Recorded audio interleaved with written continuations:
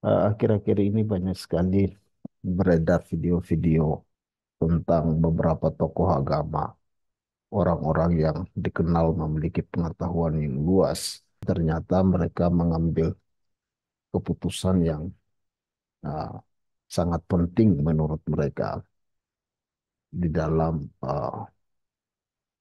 kehidupan bergereja. Keputusan itu adalah melegalkan pernikahan sesama jenis dan kaum LGBT diterima dan diakomodir kebutuhannya untuk dinikahkan oleh gereja.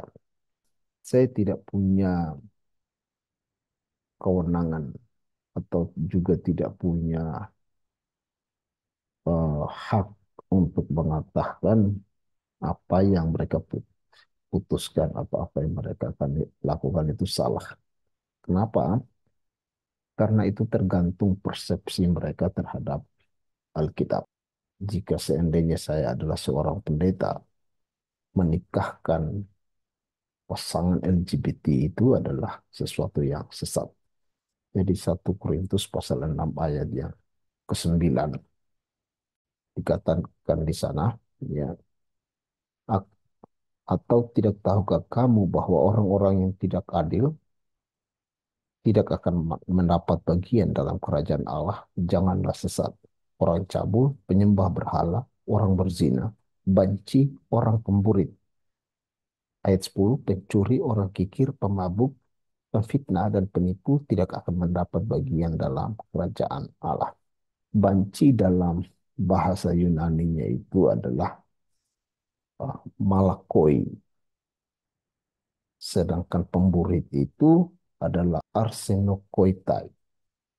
Nah, malakoi itu malakos, orang yang melakukan hubungan seksual dengan sesama jenis. Jadi sama dengan pemburit juga. Cuman kalau kita baca, pemburit itu di dalam pelacuran-pelacuran bakti yang dilakukan di Efesus, yang ditentang oleh gereja mula-mula oleh para rasul pada waktu itu. Ya, jadi uh, mereka lebih mempersembahkan pelacuran bakti itu kepada dewa-dewa mereka sebagai bentuk penyembahan. Nah, kita lihat di sini bahwa banci dan pemburit, orang yang homoseksual, kecenderungan seksnya kepada sesama jenis, dikatakan dengan tegas bahwa mereka tidak mendapat bagian dalam kerajaan Allah.